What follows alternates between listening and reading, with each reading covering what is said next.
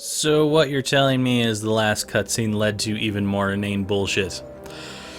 Instead of trying to rescue her first, he was trying to put the primal stone into the book for some godforsaken reason. It's like, you know what? Pull her up first, and then you can take the primal out of her or whatever. She wasn't fighting back anyway. That was a terribly ridiculous and stupid ending. It's obvious that they made her gum up, and it's like, oh yeah, she saved herself, but we're not going to show her being around because she's still being a whiny baby. Okay, so here we go. I'm going to talk about how I feel about this game as a Thief fan versus as not knowing what Thief is. And as you all know, my channel started with Thief, so I'm obviously a very big Thief fan. Not of this game. For this game, as a Thief fan, I would give this a 3 out of 10. It is not a very good game. As a non-Thief fan, distancing myself from that, I would have to say somewhere between a 5 and a 6 out of 10. This is missing at least 2 to 3 stars because of just how badly they did with the lore of this game. It's like they're referencing stuff, but they're not actually putting it in there, and they're changing it to a whole new level of inane bullshit that it just doesn't capture me at all. It's terrible. So, I mean, like, the first thing as a Thief fan that really pisses me off is there's no Steven Russell. For those of you who don't know, Steven Russell is the original voice of Garrett. He's also the original voice of a lot of characters in the Thief series, including Guards and Karis, who was the villain in the second game. And, I mean, he's just an amazing voice actor.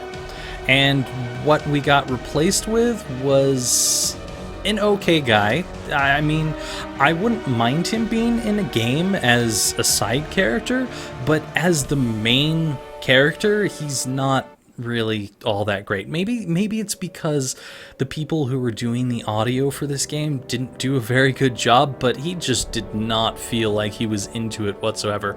Not to mention Aaron's voice sounded whiny and bitchy all the time. Ugh. She's not a very likable character whatsoever. But the whole thing with Steven Russell was they wanted to have someone who could do the stunts in the game and do the voice acting at the same time.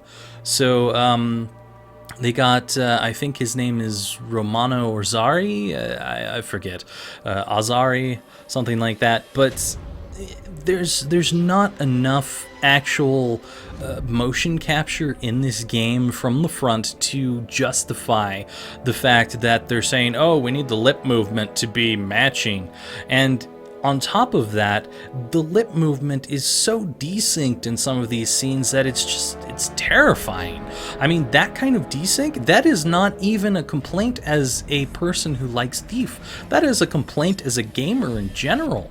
There should not be that much desync in a game like this, especially in 2013, 2014, where we've got amazing games coming out. There should be a lot better lip sync, especially if you're using mocap. And this is coming from a studio that is creating Tomb Raider and Deus Ex Human Revolution. And while those aren't golden gems of gaming entertainment, when you're talking about the lips being synced up properly, they were still better than this, by far. And I'm pretty sure that they didn't use nearly as much mocap as this game did. And, it's just terrible. It's not a good excuse whatsoever. It's shameful that they used someone different and said that it was because they needed to sync up the lips to the mocap. That's ridiculous. So, on top of that, as a Thief fan, the story does very little to reference the universe that I myself and any other Thief fan will know and love from the original Thief games. There is a lot of lore in this game and its series, and we barely see any of that. We've got references to it. There's like windows with keys on them, and we've got what's probably an old Hammerite temple that's been overrun by pagan stuff, but it's not enough. It's like they do call them like old gods and all this kind of stuff, but it's just so, it's not there. It's terrible. By the way, anyone who is in this audio section, shake your finger at them. They did not do a good job. Terrible job. I'm sorry, guys. You did not deserve the pay you got for this. You probably were in the layoff, so let's not talk about that. Okay, so moving on. We have the fake zombies in this game, which die from light sources, a la half-assed Alan Wake gameplay. I didn't like them all that much. I felt that they could have been more unique. I feel like the idea was there for a really unique enemy that maybe would come after you in the dark, and then if you went into the light, that would be like opposite day where you're hiding in the light. That would be kind of neat. In my opinion. What I've heard from people is that if you're using focus, they see you in the dark, which it's a whole bunch of bullshit that you have to use focus to start bringing out the abilities of these creatures. There should really be more. So there you go. I think they're called the Freaks, is the flashlight eye guys. The Freaks. I don't know why they decided to name them the Freaks. That's not a very good name. But the zombies from the original Thief games are much, much better. There's not very many zombies in Thief 2. There's like maybe 4 or 5 different zombies. I think there's about 5, because there's the 2 from the Necronomicon, and there's like 3 from the dancing parts. Those of you who know what I'm talking about, you guys are awesome, because that means you're Thief fans. Let's see here. Antagonists are obviously really crappy and based around misunderstandings. With the other antagonists from previous Thief games, these completely fell flat. They're inane, terrible, banal characters. It's no. I really despise who they tried to put in as antagonists at the last minute. And then, of course, we've got the mommy issues sleazeball, who is a terrible, terrible antagonist. There's nothing evil about him whatsoever. He's just a dick. And that's not a very good character. That's the only reason I wanted to kill him, because I was sick of him and I didn't want to see more of him. He was a terrible, terrible character. As a Thief fan, I was really disappointed there was no epic Thief intro, in all honesty. It's a minor thing, but as a Thief fan with epic intros in every single game, I'm very, very disappointed that that was not in this game. Also, as a Thief fan, very disappointed with the AI. It's very little challenge from the AI, and it's like you can go straight around a corner and suddenly, hey, I'm gone. They don't care that you're there anymore. It's kind of bullshit AI. Secrets. There's very little challenge to most of the secrets in this game. There are some that are really brilliant and kind of won some stars back from me. I probably would have rated this a 1 or 2 if it wasn't for those secrets, because those were some really awesome secrets. There's good ideas here, really good ones, but they're too far and few in between that it just doesn't give enough body to this game to give that feel of Thief. It's just not there. I'd rather be playing Dishonored, in all honesty, and that's terrible because I really love Thief. Lack of characteristics in NPCs in general. In the previous games, we had Steven Russell voicing a lot of the guards and giving them a lot of personality. We had people like Benny and his friend in the old games. That was an ongoing theme and joke throughout the games. This game sort of tried to do that with, I don't remember what his name was, Denny or something like that. He was a drunk that was walking through, and random hooker was disappearing in front of him, which was kind of humorous. I kind of liked that, but he was not enough of a character to really hold the game up in the way of just hollow NPCs. Most NPCs are just repeating the same thing over and over again, and it's terrible. Say it once, and that's it. I don't need it more times. There's no perceivable differences in floor sounds at all, whatsoever. I'm sure there's a difference when you're actually running on them, where people can find out that you're actually around versus running on something else, and maybe you can run a little bit further and not be found, but the fact that there's no perceivable difference whatsoever in the sound of the floors is terrible. That is something that has been in every single one of the Thief games.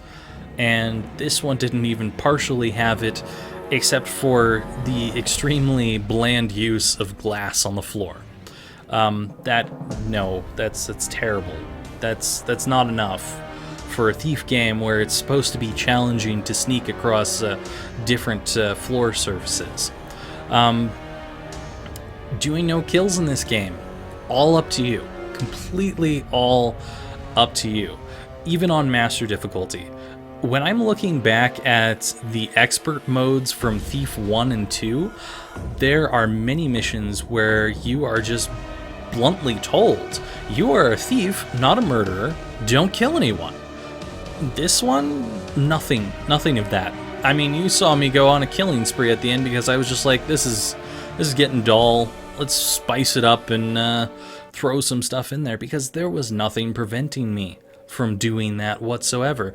And the difficulty is literally self-imposed in this game. There's no difficulty from the game itself. And you naughty QA testers, there was lots of glitches in this game too. Let's see here. So that was, from my point of view, kind of the cons for a Thief player.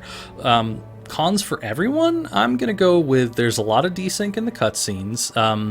Some of the sound in the cutscenes is so low that you can't hear it at all, and then usually during the gameplay it's unusually high. It's very strange leveling. And then some parts of the games, it's like one character is talking like they're standing next to you and the other one's talking like they're in a barrel. And that does not make any sense and really needs to be fixed, because it just gets you right out of the game really quick. Not to mention, there are some conversations that are completely silent, which are meant to update quests. It's important to know about those conversations, so you update those quests. Or in fact, to avoid guards. As I've read in the comments, I was like, oh, I didn't even notice that conversation was going on. So I wasn't looking for the subtitles. I was looking around for loot and stuff. That's not my first thing to look at, is the subtitles. It's ridiculous. But if I didn't have the subtitles on, those conversations would have been completely silent and never known about. I would have just had randomly updating quests that no one would have understood. I feel like the voice acting would have been better if whoever directed the recording knew what they were doing, because, oh my god, it was terrible. Little to no changes in the environmental sounds whatsoever. You can be behind a door or a wall or whatever, and the sounds can still play as if they're right next to you, or really far away, even if you're out in the open, which makes no sense at all in a stealth game, because it really needs to be good sound in a stealth game. Sound is what you're using to navigate all these levels and make sure that you're not going to run headlong into a guard that's right around the corner. I can barely hear footsteps most of the time in this game. There's some places where it's fine, but most of the time, nothing. there's no ability to jump or use rope arrows freely. Now, I could probably shoot a rope arrow up into the air, but it's not going to do anything for me. And this means that the player experience is very confined and limiting. And that's just terrible that it's like that, because these days we're looking at a whole bunch of open world games that let you go wherever you want to go, and then suddenly we have this very linear thief game. Ugh. It's bleh. I'm gonna keep talking about this until the credits are over at this rate, it looks like, but there's just so much. First water arrow is very painful if you're turning off the reticle to experience the game as if you're truly wielding a bow on your own power, which is absolutely ridiculous, as I'm obviously a fairly good shot, which I'm sure most of you noticed by the time that I was shooting arrows through the necks of people. I can shoot people without a reticle, and I was obviously aiming at that sconce, and I was going to put out the light easily. Oh, this lets you continue, does it? Let me guess. It lets you repeat all the missions and walk around the city to explore. What is this, mist?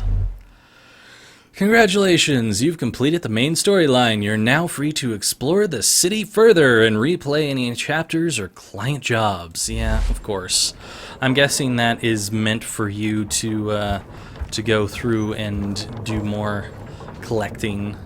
Well, we got all of the paintings and most of the Serenity circles, most of those, all of those, most of those.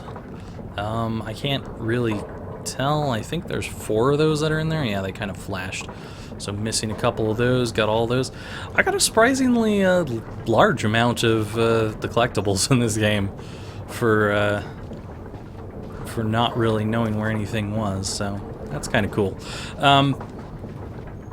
Anyway, if you don't want to hear me blather on, because I am going to, I'm going to give you the rest of the cons that I'm talking about, and then I'm going to give you the pros for this game, and then I'm going to say when and how I feel you should buy this. You know what? I'm going to say that right here and now. $20 or less. This game is not worth more than that. Period. $20 or less American. I'm not talking euros, because euros are worth more. Pounds are worth more. US dollar, period. If it is over the US dollar of 20, do not get this game. It is not worth it. Alright, so anyway, I'm going to go back and continue the discussion while we look at this slow-ass gear, which is about the same as the story.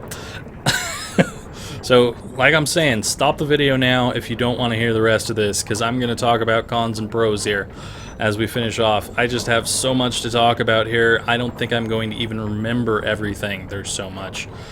Alright, let's see here. There is absolutely no leaning capability in this game unless you're peeking around a corner, and often corners do not work, especially when you need them. Like, I need to look around a corner. Oh, this is not a corner you can peek around, so sorry for you, but you're stuck. Even games like Penumbra and Amnesia, which are indie games, did this properly. They know what they are doing.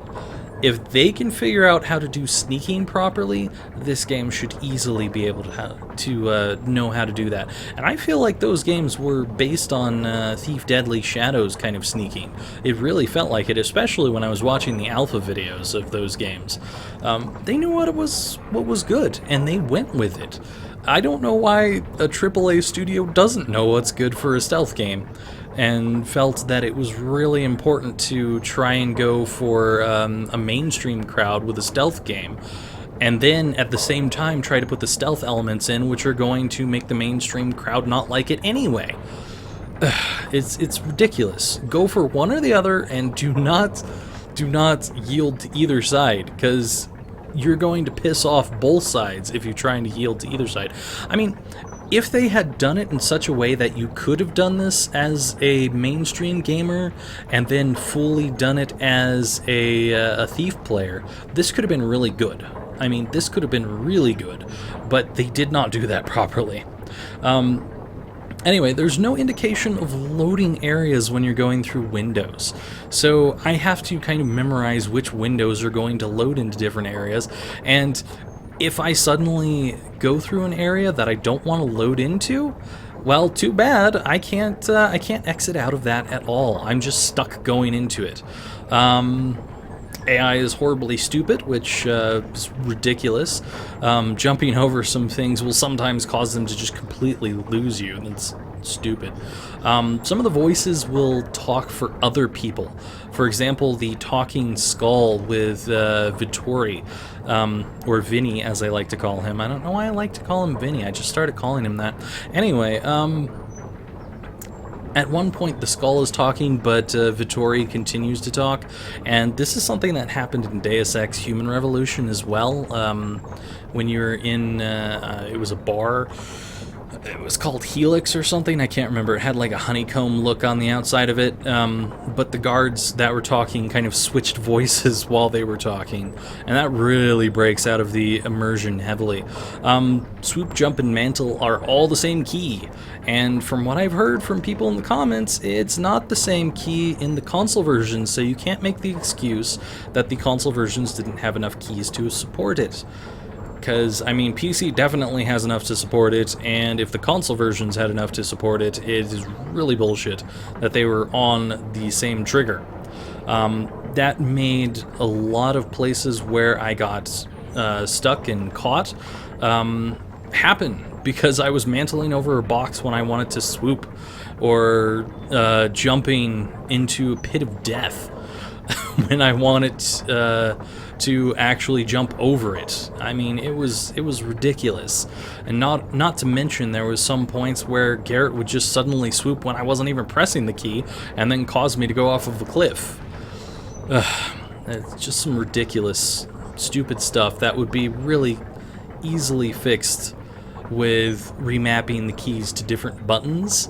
I don't know what you would do with the glitch where he just suddenly swoops. I mean, fix it somewhere. But speaking of, jumping and mantling are all completely contextual and still super buggy in this game. It really needs to be fixed. If you're going to make something contextual, you should make it work. Garrett knows where the loot is before we even see the loot. Now, I know someone joked in the comments, oh, Garrett's so good at stealing that he stole everything and had to re-hide it so he could steal things again. That's funny, but him lifting up his hand really gets me out of the immersion of the game when he's going for loot in a drawer that he hasn't opened yet, and then the other time when there's no loot in the drawer, he doesn't lift his hand. I just did not like that at all. Lockpicking, while a nice feature, is pretty painful with the mouse, because Garrett will just kind of swiftly move his hand, even though I am very, very lightly moving the mouse. And my mouse is tuned in such a way that I should be able to get a lot of precision out of it. So the fact that Garrett is throwing his hands all over the place should not happen ever, especially with my mouse. And I have been told that lockpicking is better if you use focus. I think I've mentioned this before, but I don't see why Garrett should have to use druggy powers to lockpick as a master thief, especially when the original Garrett is not using any kind of powers whatsoever, and he's capable of lockpicking just fine. And also, when the creators are explicitly stating that the game is designed to be able to play like the classics without being hopped up on opium. I don't understand why they have made it so awful that you have to use focus in these cases to make the lockpicking feel better. It's ridiculous. The blackjack is completely contextual. It's slow, and somehow it's noisy, meaning that you'll get caught if you're even slightly close to someone, which is ridiculous. I have been able to take out guards in previous games with the blackjack when they're fairly near to other guard patrols, and I can't do that in this game. I can't do that whatsoever. I have to use like flash bombs and other various things just so I can manage to do things like that. Whereas the blackjack is technically meant to be a silent thief weapon. It's not meant to be like that whatsoever. Not only that, but because it's contextual, we go through this entire animation of him lowering them to the ground unless I keep them held and throw them at people. Which is stupid, because in previous games we've been able to just swing the blackjack and knock someone out instantly, and it's obvious that this game has that employed because there's some cases where guards are sleeping and Garrett will instantly knock them out. So why can't I do that elsewhere? Why do I have to do it with the contextual grab and throw or contextual lower them to the ground? There should be the ability to use my melee key, which is a different key, by the way, to just, you know, knock them out instantly. But when you come up close to someone and you try to use your melee key, it is disabled until they notice that you're in the area, and then suddenly it becomes a fight key, which is really, it's ugly and stupid that we have some kind of fight bullshit like that. Because if I mash that key enough, I'm pretty sure I can win most fights. And that to me says that guard fights are they're not difficult. And I'm on master difficulty. I feel that a master difficulty fight should mean that if someone sees me, I need to run. Because this is bad news for me. I should not be able to fight back with my blackjack and still knock them out. That's dumb. There's no difficulty there. But because of these things, it makes the blackjack practically useless in this game unless you're fighting someone toe-to-toe, which is stupid. There's no stealth use to that blackjack because it's not silent. It's very loud, and we have this whole ugly sound whenever you're knocking someone out, and it's like, I wonder if the guards are hearing that sound because they're hearing something when I'm knocking these people out. Glitches in this game cause danger where there shouldn't be any, like dying mid-sprint in the chase scene. I think it might have been an arrow, I don't know. I'm kind of giving it the benefit of a doubt, but at the same time, it felt like there was nothing that actually happened there, and I just kind of crumpled over, which was really stupid. Falling, even though Garrett should be grabbing onto something or jumping over something, very stupid. And it's like half the time you don't have to do a running jump, and then the other half the time you have to do a running jump, and then while you're doing a running jump, half the time he will decide that he's going to swoop instead of jump and then slide off and die, which it's very, very bad mechanics. The guards will sometimes spaz out in circular movements, which is kind of funny, but it makes them impossible to get around stealthily. That really needs to be fixed. It is funny. I mean, you could play that to some kind of music, like Caramel Dancing or something, and it would be funny, but that's not what I'm expecting from this game. Finally, there's sometimes that the guards will just stand in place and not take up their routes, and I know for a fact they should be going along routes, especially if sometimes I'll like die or something and then have to reload. These guards that have been walking in the past before I reload it just don't walk anymore, and that's pretty ridiculous. That should not be happening. That is a bad glitch. I'm pretty sure that kind of stuff happened in Deus Ex and in Tomb Raider, which is really dumb. I should not reload and have a completely different set of things going on. It should still be the same. There should be no glitches when you reload, and they should test that. Reload over and over again in different areas and test to make sure that the loading system doesn't break things.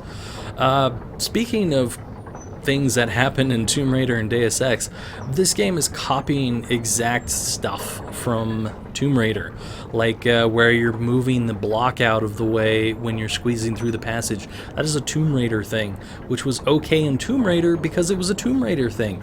To take that directly and plop it into Thief just feels lazy. And I mean, if it had been something that they ripped from one of the original Thief games, I guess it would be kind of forgivable because it's from the Thief games, but to just take from one of your other games because you don't feel like working on it feels really lazy. Maybe that has to do with the layoffs, and they were just like, well, we gotta get this done, so we'll just borrow from here and borrow from there. But it's really painful to be going through these things that are ripped from other games, especially like the fight with the Thief Taker General is the worst name I've ever heard, but it really feels like it's the Barrett fight all over again, which I don't need to have the same fight in 2 different games. Sure, I might like both games, but I don't need to have the same thing happen in both games. Story feels like a lot of it directly stole from Dishonored, in the way that they had a plague, and we're basically going through here for the same kind of girl, and then the people that we are friends with are turning on us. It really feels lame.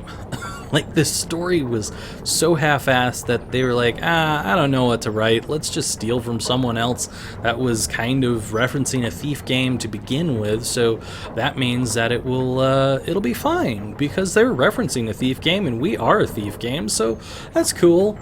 And then not only that, but we're borrowing Dishonored powers, more or less, with this opium bullshit. It's a lot of ridiculous stuff that should not be in here. It feels like a half-assed version of Dishonored that's trying to call itself Thief.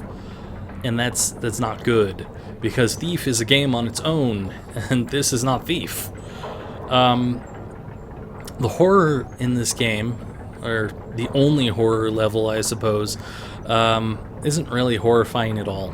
It feels like they tried to remake the Asylum with updated graphics, and they did a very poor attempt at that, especially when they were trying to scare the player with the mannequins, because it really felt like they were trying to copy Condemned Criminal Origins with that, and Condemned Criminal Origins did it way better. Way better. That actually kind of scared me in that game. That it is very hard to scare me generally, but that was really piss poor done in this game. So yeah, I mean, it was just bleh. The entire Asylum level did not feel like a very good fear-based level to me. The atmosphere wasn't there. They left a lot of it out.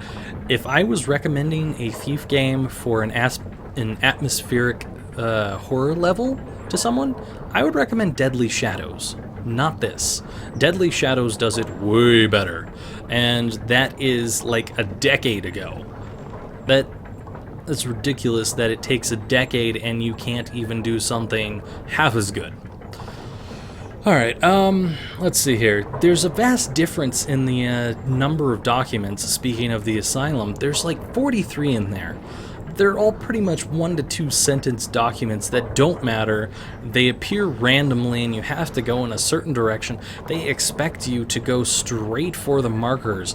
They don't expect you to explore around, is what I found in that level, because they had some notes that were appearing that would only appear if you're heading for the markers directly. That's bullshit. I should not be heading for the markers directly as a classic Thief player. I should be exploring. I know there is a number of mainstream gamers who do not understand that, but Thief is an exploratory game. It is very important that this is about exploration and finding things. That is one of the big things about Thief, is it's fun to explore and discover. This is not allowing you to do that. This wants you to be rushed forward in a linear direction. And it's awful. And then when we have documents in other levels, it's somewhere between 6 and 14 at most, compared to 43 in the Asylum. And the story is paper thin. It feels like it was written by dullards or children. And that is a terrible thing. Because, I mean, I've read short stories that are better than this. Hint, hint. H.P. Lovecraft. Ugh. All right. Let's see. What else? The scenes in parts of this game indicate that they were going to do something else, and it just got cut. Like, literally just cut out. Like, in the part where we were going to go see, I think his name was Jacob, earlier on, and he was going to have some information for us that Orion needed us to go find. And suddenly they were like, oh, well, there's a riot in the streets, I guess he's dead, so let's go see an architect that we never heard about before this. And that level was shown in the demos of this game, so I'm pretty sure that they just like cut it in there because they were like, well, we made this, and it would be an awful shame if we just didn't use it. But it didn't fit. It didn't fit at all. There's a major lack of sounds in a lot of areas, like water flowing, music, especially when we're around the guys that look like they have the little Victrolas. I feel like there should be music playing there. In fact, someone in the comments said that there is music playing in one of the console versions, whereas it's not playing in another console version, so it's not just the PC port that is bad. Apparently the console versions have some issues too. There's a lack of ambience in places, especially in the asylum. It's dead silent. There's nothing there. We're missing footsteps in a lot of areas. We're missing the sound of explosions. In that last cutscene, I felt like I should have heard the wood splitting as he was pulling the hook out, and there was just nothing there. It makes a lot of things fall flat when you're playing the game because sound is a big part of immersion. Right now I'm hearing the sound of squeaks and rumbles in this clock tower. That's good for this area. That's good ambience. Why isn't this in the rest of the game? I mean, what? Did they just make this really good because you were going to have to come back here over and over again? And then they just forgot about everything else? Ugh. Alright. There's no explanation or warning when you might die suddenly. Like, in some parts there'll be a pipe that's going to fall down, but there's no urgency whatsoever. And you just feel like, oh, I'm going to be safe here, and suddenly you're dead. And you didn't expect it whatsoever.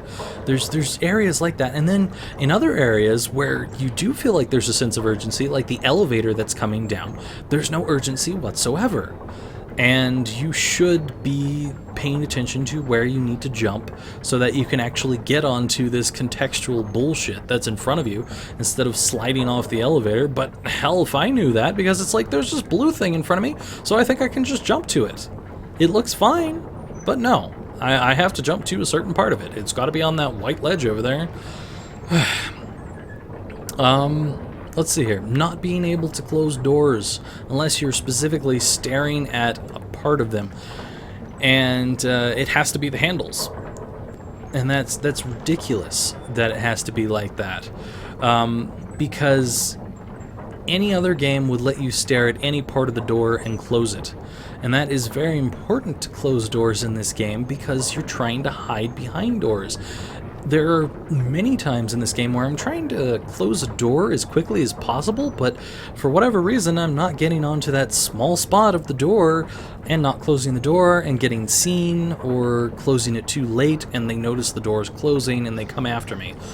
It's just painful stuff. Let's see here.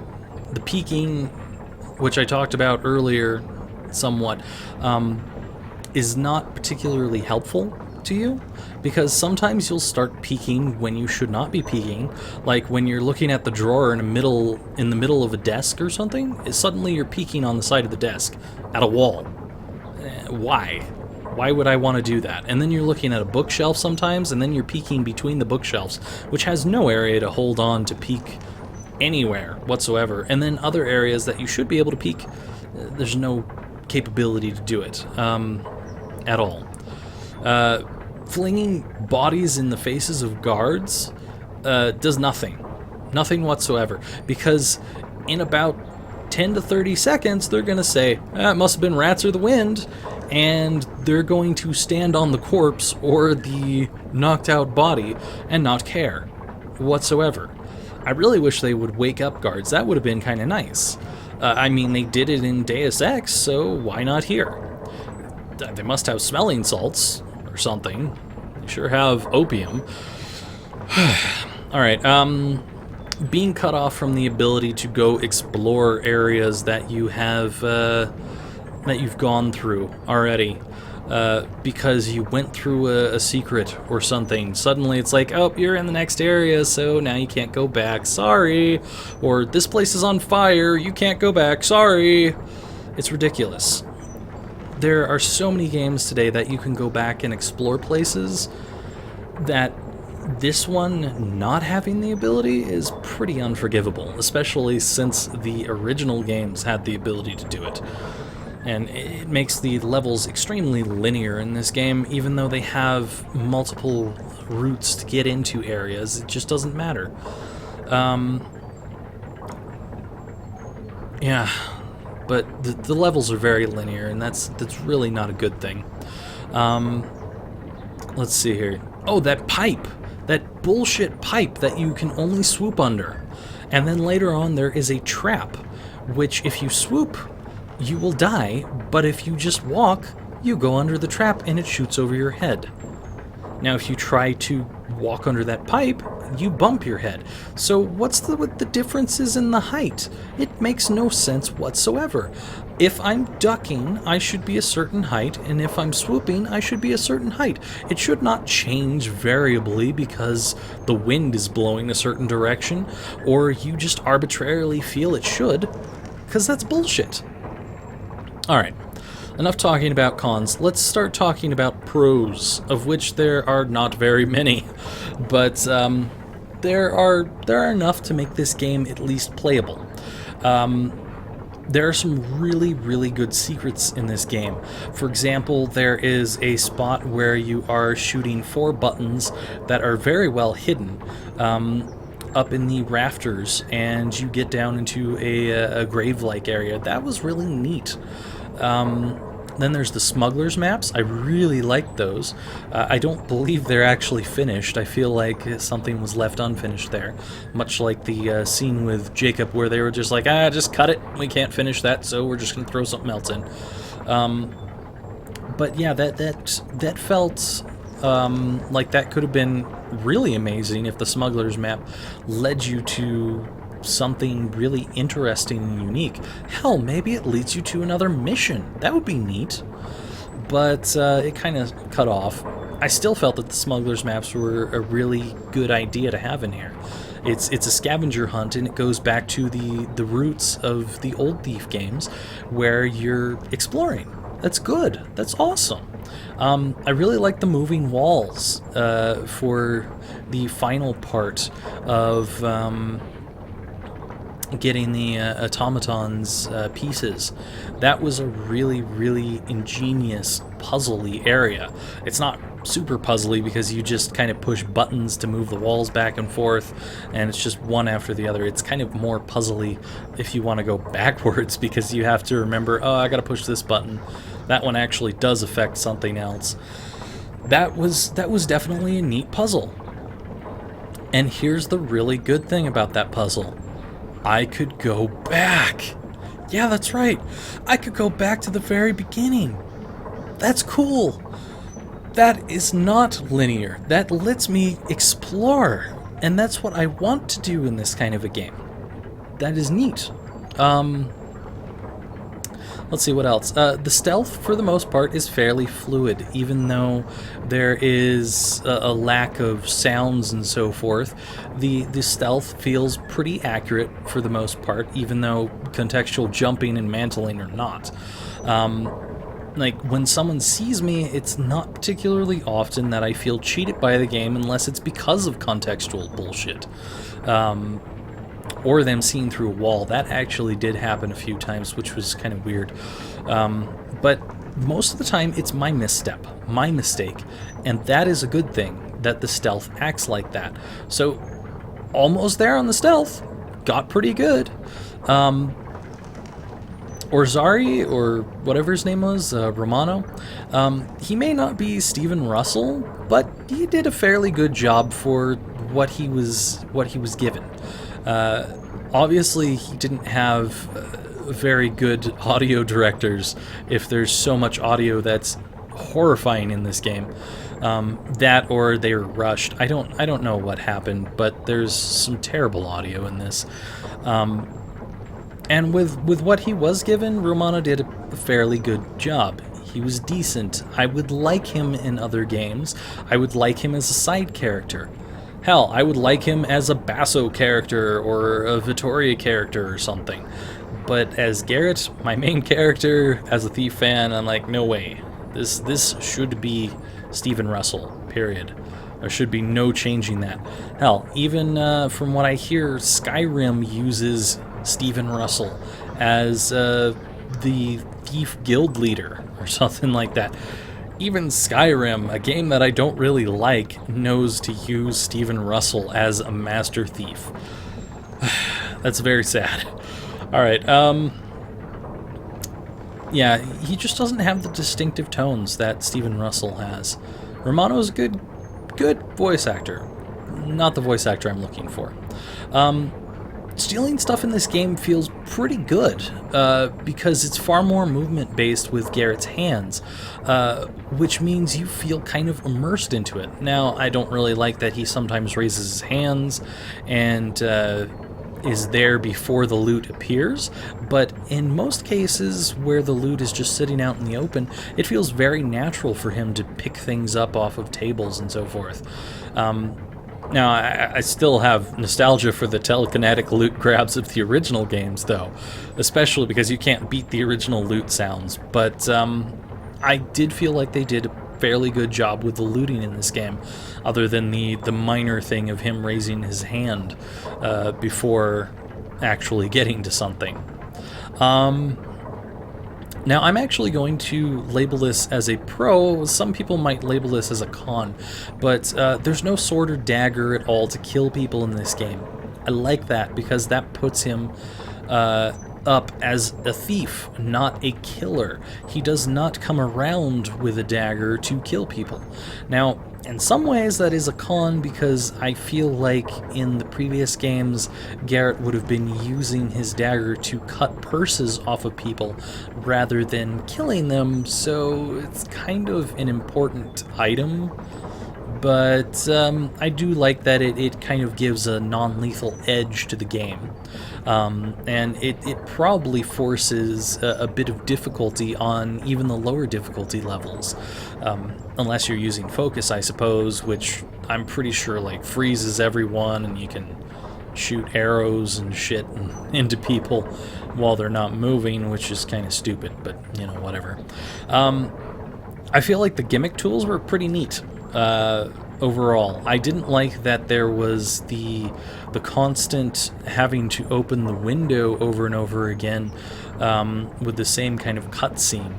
I feel like it should have been made quicker after the first one, but I did like the gimmicky tools of being able to pull open windows and unscrew grates and cut wires, because those really feel like thief tools, and that feels like Garrett stepping it up, becoming a better thief. So yeah, I did like the tools being in this game, but it could have been a little less overdone with the actual animation of him using those. Focus can pretty much be ignored in this game, which is nice, because that gives you a feeling of being the old thief from the original games, which makes you just a thief with normal skills. You're a human. And that's what makes Garrett such an interesting master thief, because he's only using the skills that anyone would have. He's not superhuman or anything, and this focus kind of tramples on that, but at least you don't have to use that. And in fact, it can be disabled as one of the things when you're starting out with this game as a difficulty thing. That's kind of nice. A lot of the areas in this game are beautifully dark and run down, with a slight tinge of immorality consuming the world around it, which is really nice. I mean, they kind of threw a whole bunch of dirty words in there to try and make it feel more sleazy and grungy, which I don't feel worked very well.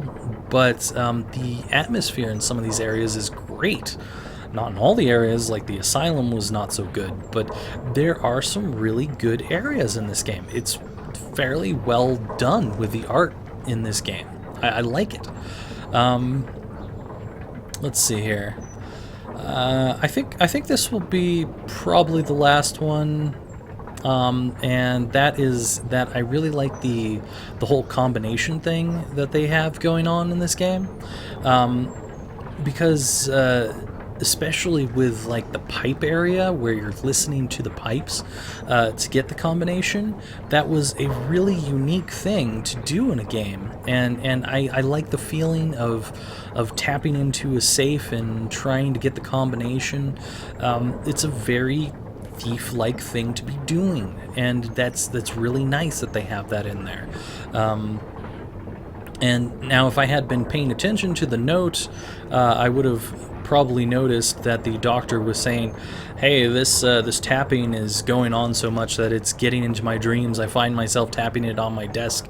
It's in everything. Then I would have noticed, oh, hey, yeah, that's probably the safe combination. And I would have caught on to it faster than I did, but I didn't put two and two together with that note for whatever reason and made it more complicated than it had to be. But it was still a really, really unique way of getting that. But I, in general, like the safes that they have in this game. It's just nice. I wish that the cameras from the bank job would have been in the rest of the game. I feel those would have been a nice touch to put in the game.